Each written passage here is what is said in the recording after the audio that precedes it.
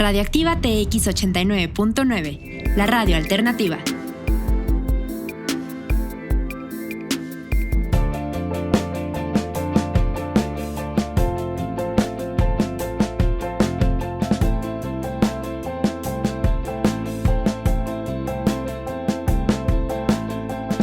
Hola, has llegado a En la punta de la lengua. Un poco de lo que está en boca de todos. Entrevistas, cultura, comentarios, opinión, en total libertad. Con Cristina Michaus e invitados.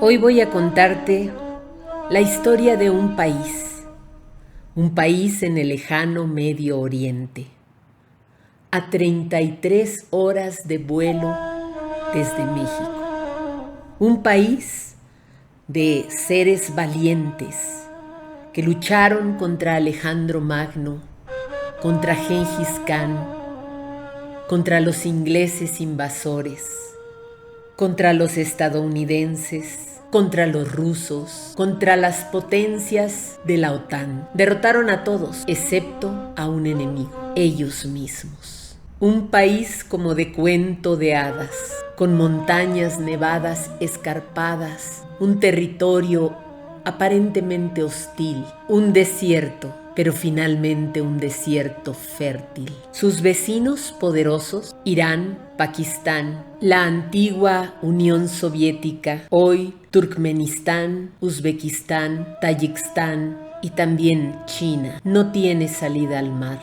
Kabul es su capital y la ciudad más grande, con una población de apenas 4.6 millones, compuesta por pastunes, taikos, hazaras y uzbecos. Su escudo o emblema nacional ostenta 2 espadas, curveadas como cimitarras y entrelazadas. Y en el centro de todo brilla, abierto como un sol, el Corán.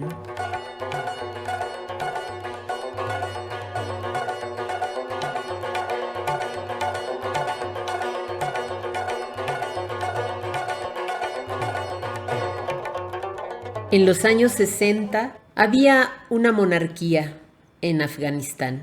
La reina Humaida y su esposo eran bastante abiertos a la cultura occidental. En 1964 se reconoce el derecho al voto de las mujeres. Todo parecía caminar sobre ruedas.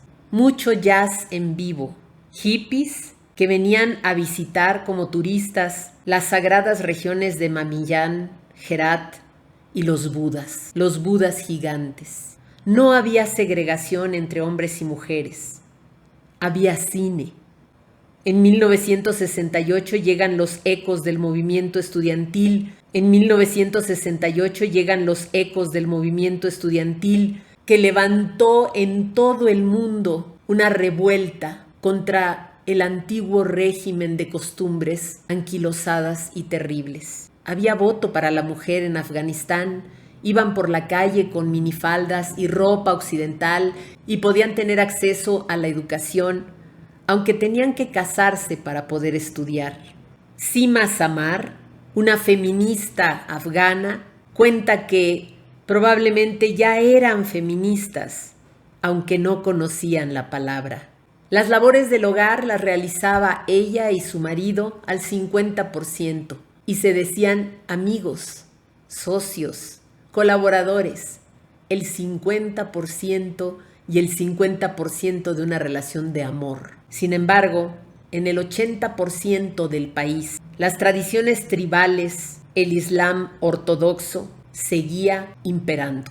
Ese 80% del país, esa zona rural, estaba cubierta de tradiciones terribles, como la compra y venta de mujeres, las burkas, la anulación de las mujeres y su maltrato. Para 1970, organizaciones del Islam político muy estricto se enfrentan a la sociedad afgana, islamistas de derecha contra comunistas de izquierda. La inmadurez política de ambos lleva a un golpe militar en 1973 y da por resultado un Estado comunista muy raro, no muy firme, que no sabía muy bien para dónde iba. Se proclama la República y en 1978 masacran al rey y a 23 miembros de su familia.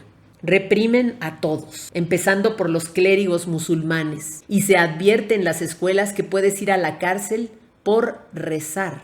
Ahí surge un movimiento de campesinos pobres que se aíslan de sus mujeres y se empiezan a poner a estudiar el Corán y se llaman los mujahidines. Ellos deciden emprender la guerra santa para su liberación. El Estado comunista comete muchísimos errores y entonces sus vecinos, la Unión Soviética, decide invadir para restablecer el orden y controlarlos. No a los comunistas, sino a los que más le preocupaban, los islamistas. Los rusos liberan a presos políticos, 10,000 en un solo día. El pueblo afgano está un poco contento porque se libera del yugo de ese Estado tipo Frankenstein que no era ni comunista ni nada. Sin embargo, se da cuenta que los rusos han llegado con la intención de quedarse. Poco a poco se organiza una resistencia en contra de los rusos. Nos encontramos en plena Guerra Fría y Estados Unidos, que siempre está atento a irse a meter donde no lo llaman, reacciona apoyando a los mujahidines en contra de los rusos, con dinero y armas. En 1980 los mujahidines, líderes de la yihad, con su comandante Masud al frente, empieza a aniquilar a los rusos. La gente pensaba en Kabul que la guerra no llegaría a la capital. Había cosas buenas de vivir bajo el régimen de los rusos. Por ejemplo, que siempre se animó a las mujeres a prosperar.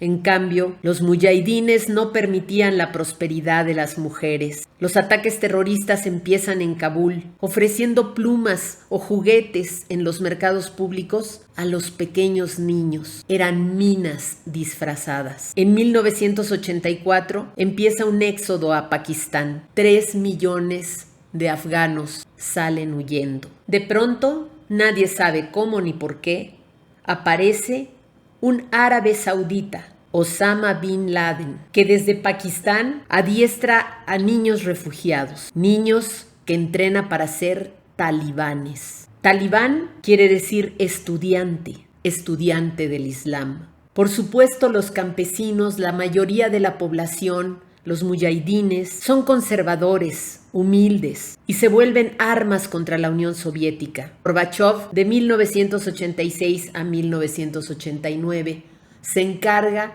de desmantelar la Unión Soviética y entonces ofrece una nueva visión de las cosas. Pero los talibanes quieren implantar el Estado Islámico con la ley de la Sharia por delante. El último presidente, entre comillas, legítimo, comunista de Afganistán, deseaba encontrar un camino de paz entre la yihad y el comunismo. Mohammad Najibullah trataba de conciliar con los talibanes. Sin embargo, en 1992, los talibanes, apoyados por Osama Bin Laden y el dinero de los norteamericanos, por supuesto, toman Kabul. Una vez instalados, el pueblo pensó que tal vez podrían volver a la paz, tener un respiro. Pero no es así. Los talibanes se pelean entre ellos por el poder. Los mujahidines usaban a los civiles como armas, como escudos. Una guerra absurda, civil, intestina, se inicia. Estás escuchando En la Punta de la Lengua con Cristina Michaus. Encuéntranos en internet como radioactivatx.org.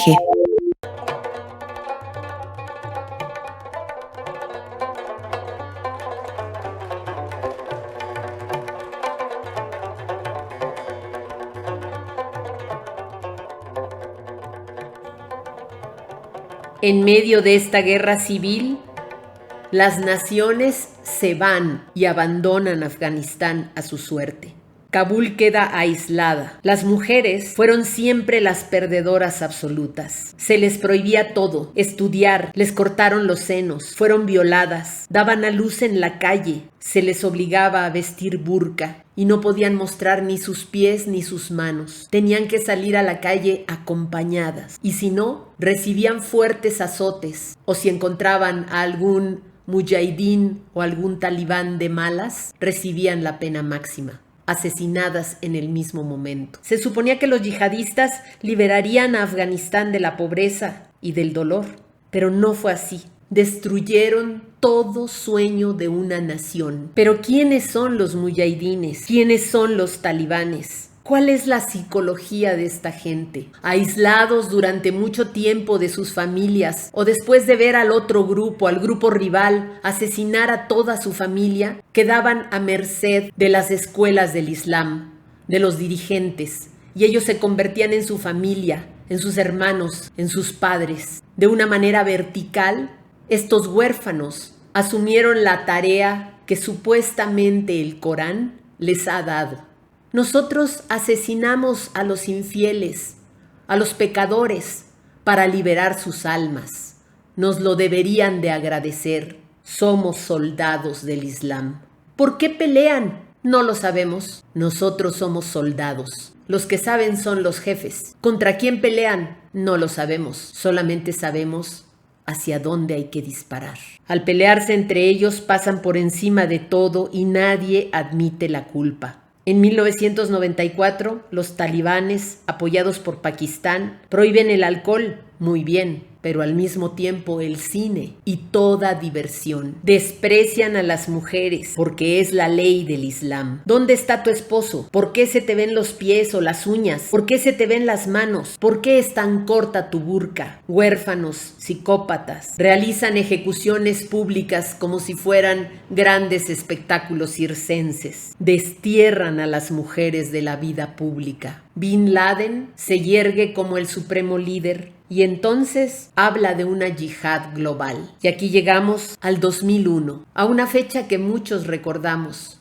Al final no se sabe si realmente fue Bin Laden, Al Qaeda y los grupos talibanes los que realizaron ese acto. Pero el 11 de septiembre de 2001 cayeron las Torres Gemelas. Y nuevamente las naciones tuvieron un pretexto para regresar a Afganistán. La gente en Afganistán no sabía lo que pasaba. Se oían rumores que alguien, en nombre de los talibanes y de Afganistán, había acabado con unos edificios muy importantes en Estados Unidos. Todos pensaron que era el final de Afganistán como país, que vendrían y arrojarían una bomba como en Hiroshima y Nagasaki. Pero no fue así. Regresaron los Estados Unidos y volvió una vida normal. No había azotes, había algo de trabajo y escuela para las mujeres. Y como el interés tiene pies, en 2003, 51 países se abocaron a la reconstrucción de Afganistán. Millones de dólares empezaron a llegar. La pobreza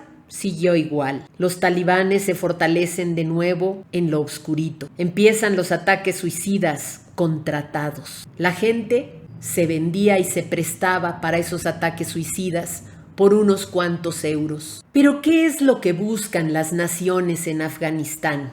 Oro, petróleo, cobre, uranio y probablemente el yacimiento de litio más grande de todo el mundo. Eso es lo que buscan en ese país de ensueño, donde tal vez un genio perverso enterró todo ese tesoro para ser codiciado por las naciones. Para 2014, el desorden es incontrolable nuevamente. Los norteamericanos han dotado de armamento y pagan las cuentas del Estado afgano. Han formado un ejército, pero un ejército pobre que no gana dinero. La corrupción campea por todas partes. En ese 2014, las organizaciones no gubernamentales empiezan a retirarse. Los talibanes, con armamento estadounidense, con lo que quedó de los armamentos rusos, con una tecnología de guerra nueva que empiezan a arrebatarle al ejército de Afganistán, con un pueblo que está sumido en la pobreza nuevamente y en la desesperación, llega al 2020. Estados Unidos se va firmando un acuerdo de paz con los talibanes sin decírselo al presidente que se encontraba en el poder. Para el 15 de agosto de 2021, los talibanes, gracias a Estados Unidos,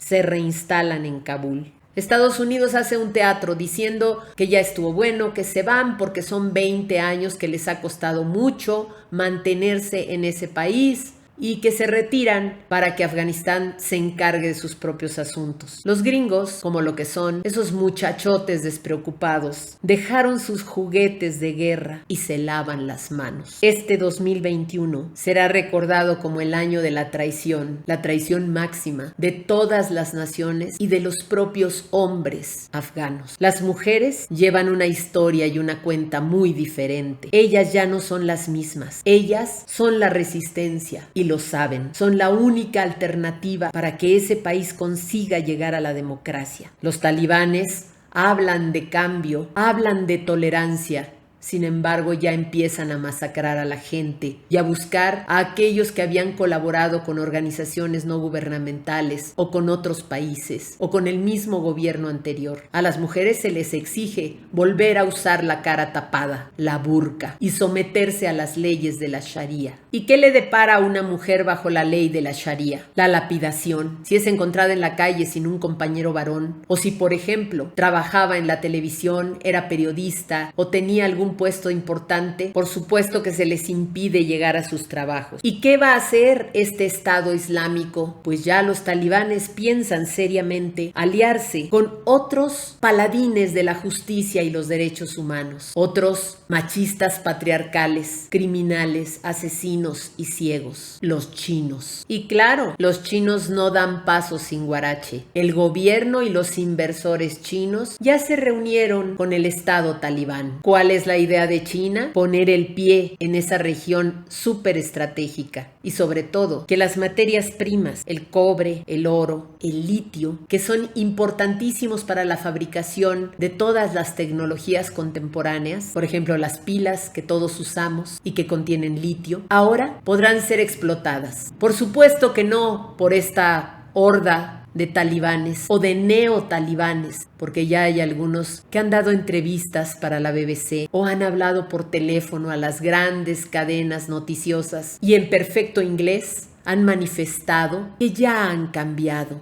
y que no deben ser vistos como hostiles. Estados Unidos, como siempre, hipócritamente, se retira. Rusia, con la política clara de Vladimir Putin, afirma que no aceptará refugiados, porque desde siempre, desde la primera invasión, los rusos siempre han temido la propagación del islamismo radical. Síguenos en Facebook como Radioactiva TX 89.9 FM. Desde el corazón de Tequisquiapan, estás escuchando En la Punta de la Lengua con Cristina Michaus.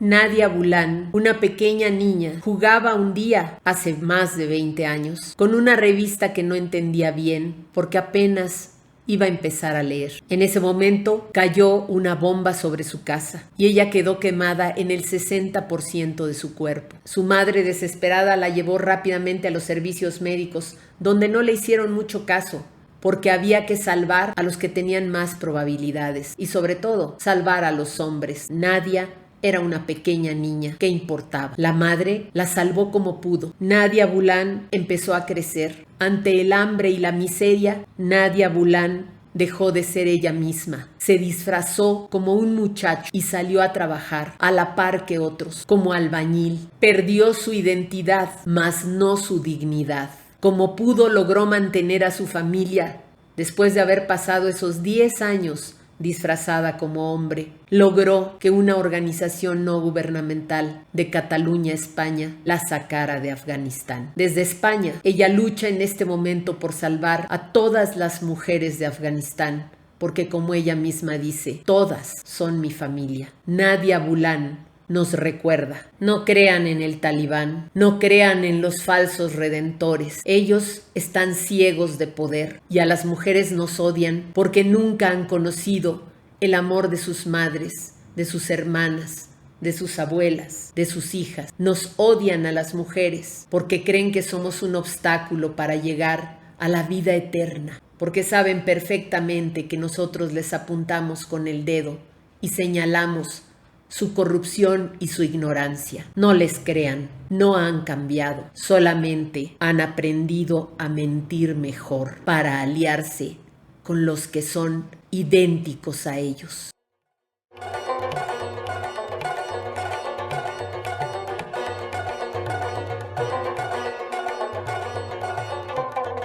Espero que esta narración sobre ese lejano país de Oriente que tal vez un genio demoníaco convirtió en una caja de Pandora de minerales preciosos, tan solo para provocar la envidia de todos y la codicia, te haya dado luz sobre lo que está pasando ahí y la tragedia de hombres, mujeres, niñas y niños valientes que derrotaron a Alejandro Magno, a Gengis Khan, y sin embargo están perdiendo la batalla a manos del enemigo interior.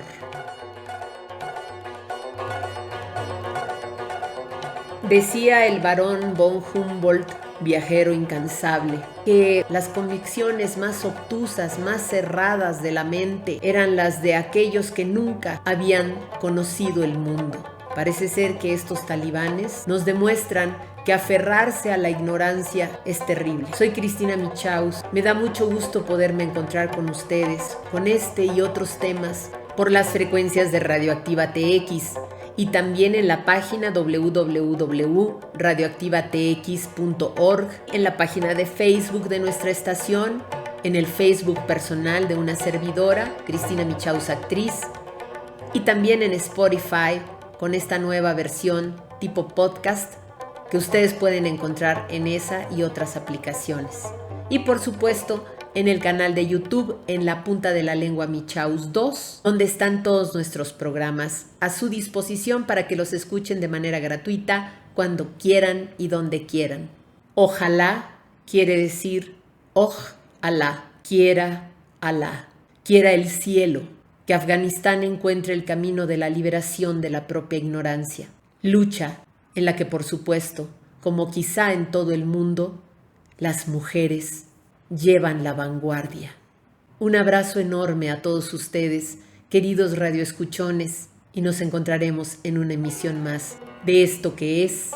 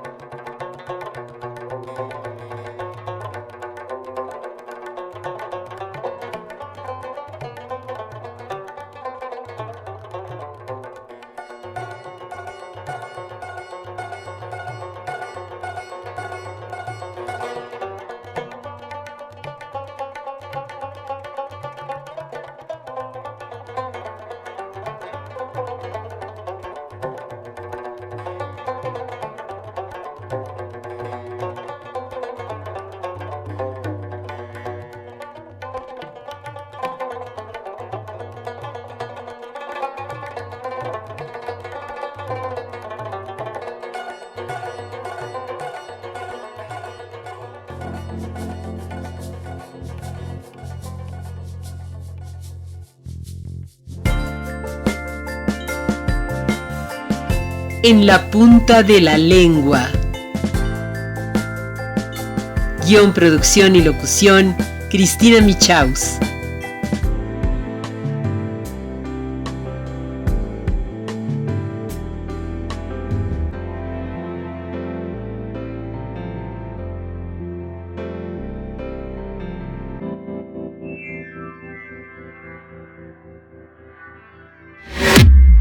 Radioactiva TX 89.9, la radio alternativa.